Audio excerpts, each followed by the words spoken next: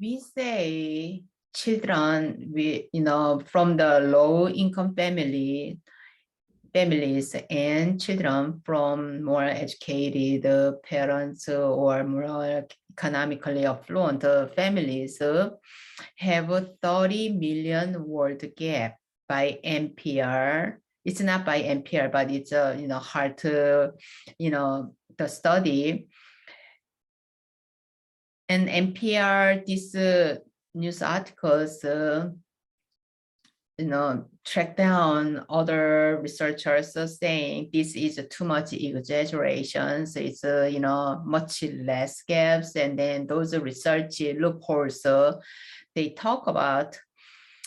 When we see this one, it's not, I'm the one, they said 8,000 times their study was referenced in another studies and books, and then I'm the one of them. And I used this study a lot, not a lot, but in my books. And then I talked about when I introduced about socioeconomic intellectual disabilities. This is a Heart and Restless 1995 book based on the meaningful differences in the everyday experience of young American children. So I used this one a lot, to talk about those children with intellectual disabilities. It's a mild intellectual disabilities. When I read these articles, I just like a main point is, so what? What as an educator, special educator, classroom teacher, so what should we take from these studies? It tells the teachers and special education teachers and teachers in that hard to teach schools. So we say just hard to teach schools. So that means it's not children's because their basic gears, cognitive gears are too weak. It's about their challenging behaviors. Those low income, those neighborhood school district you teach, we just easily say urban schools. Those teachers actually should start, from the beginning and newborn babies, how those cognitive part. Through my experience of teaching in urban schools, I was surprised.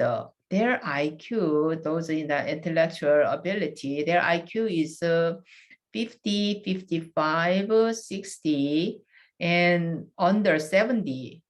And when I met them, their age was 9, 10, 11, 12, and even 13 years older. So, because we had rules, we could hold the children up to age 14 to in elementary school. So these children had a few years retentions because in the kindergarten year and first grade, and then they could not master this early literacy. Eventually, second grade, they referred for special education, and most of them pretty much had active disruptive behaviors because they could not follow school's rules, no classroom, directions and follow those instructions, and then make teachers struggled. And eventually they came to special education, and then their label is intellectual disabilities because they probably failed in cognitive evaluation because of their language skills.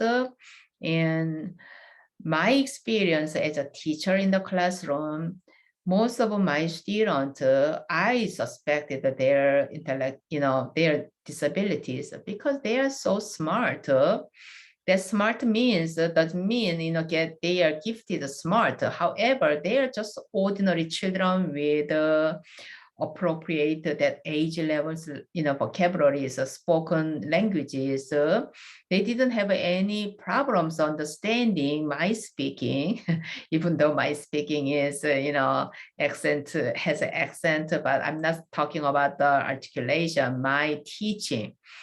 they followed. Only the ones I was shocked is none of children in that age, early teens, those children could read and didn't do any math there, just numeracy was really, really bottom. So most of children's level is a beginning kindergarten level. They met, I don't know how many teachers, and they met 4, 5, or 6 teachers. None of the teachers could teach them to read. And most of those children learn to read in 3 to 6, I don't know how many months, one semester. So it was a very short period. I'm not saying they could read, whatever grade level books, but they at least they could read and they could start, beginning 3rd grade level. So when they, that's how we see the intellectual abilities. It's not by IQ test. Once you teach children and then you see their learning pace, and then you can tell, if they can learn or not.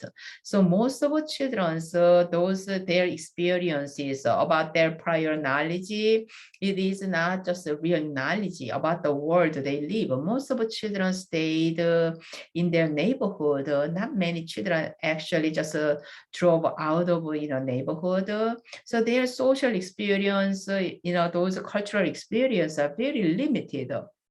It's their experiences, so it impacted their comprehension. It's not because their cognitive levels, it's because their lack of experiences, and it is very new. Let's say just children never been at the zoo, and then they just read elephant, they cannot make elephant picture.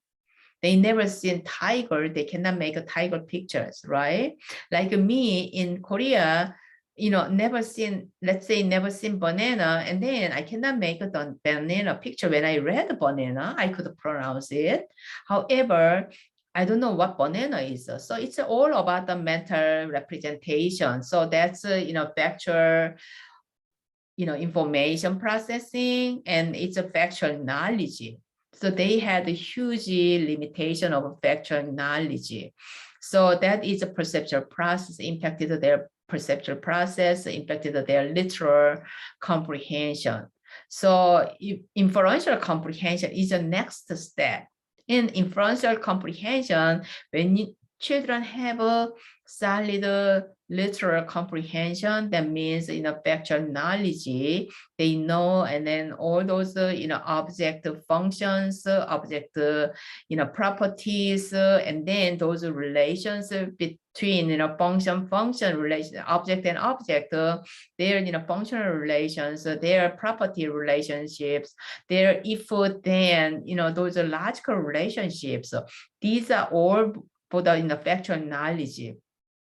When they have those, and then they can move on to the abstract concepts, because they have to just have those inferential comprehensions. So it's not, they have, too many children are diagnosed as intellectual disabilities. It's mild intellectual disabilities.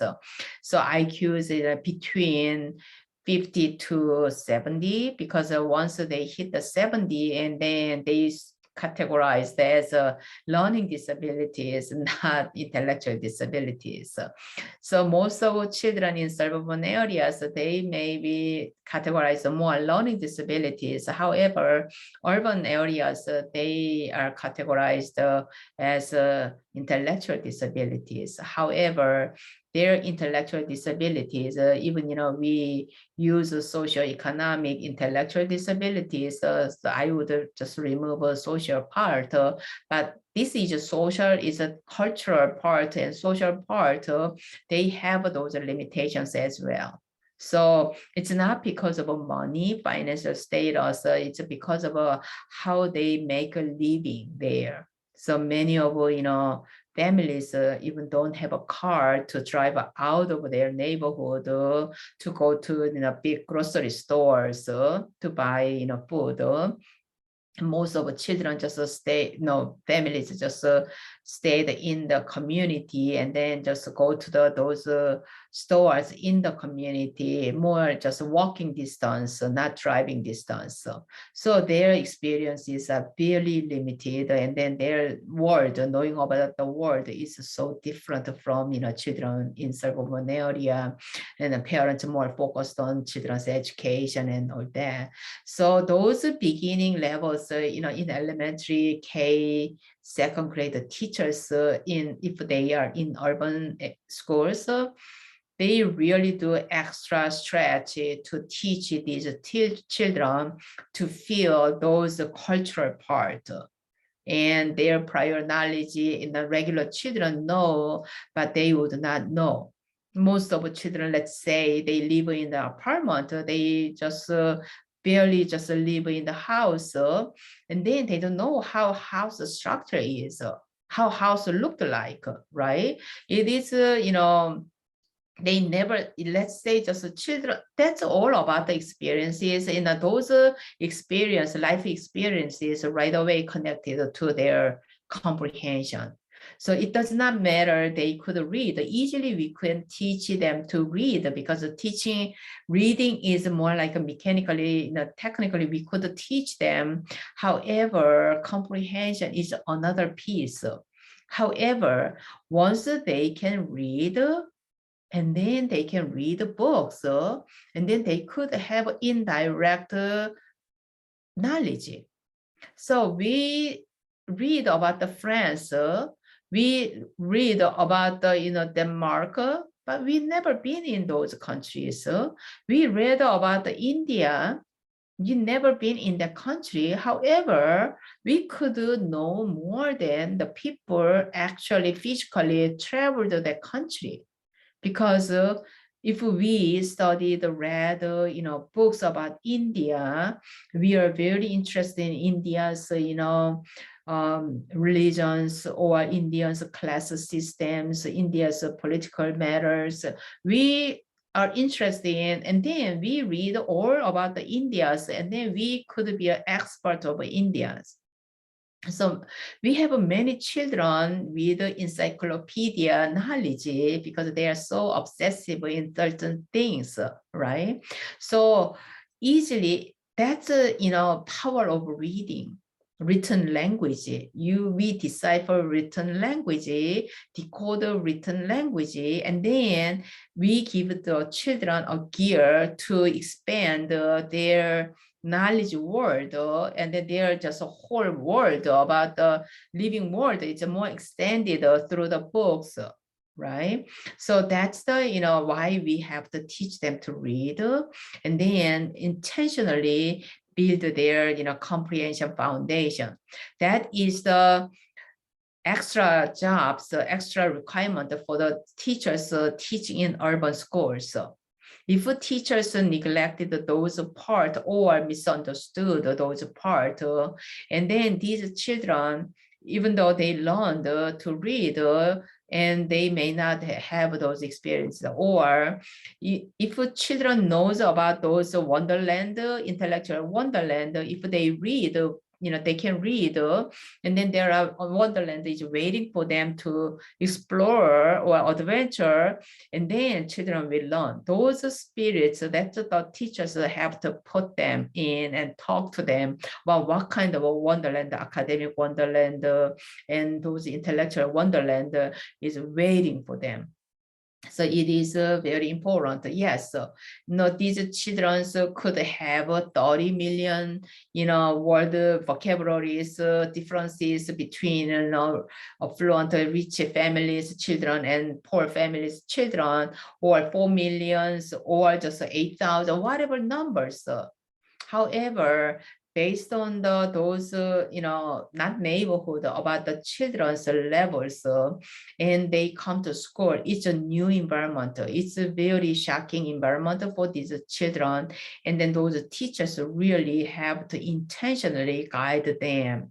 So we can reduce those intellectual disabilities. It is faking intellectual disabilities. They don't have intellectual disabilities. However, because of this language ability and vocabulary ability, they became intellectual disabilities, and then their limited experience, life experiences. So I'm not saying just, I shouldn't say just fake. However, that is not, it's more like a pseudo intellectual disabilities. Okay, so it is important because once children have those labels, disability labels, and then all teachers' expectations go down. And it's not teachers intentionally just to do that, but it's unconsciously. Once a child has ADHD, and then those present, those perspectives, expectations and beliefs are all down. And then teachers still teach. However, they don't see the outcomes right away, and then they believe it's because of their disabilities. It's not. They really need. It tells they need to a different way of teaching, or they may just missing some cognitive foundations or something. So they don't do extra stretch to reach the children's learning levels. So that's why we gotta be very careful when we label children. Truly, they have some severe disabilities, or somehow really like a clear disabilities, and then to help them to find a way of just teach them, we label them. It's not just to lower our expectations, lower our perspectives, lower our beliefs. So again, there is I don't believe any one teacher really lower their perspectives because of those disabilities. It's not intentional. It's all unconscious. Even though consciously they know, oh yes, children can learn still, with whatever disabilities they have. However, unconsciously their acts and attitude and behaviors shows that what their unconscious beliefs, unconscious perspectives. So that's why we have to be careful about that part.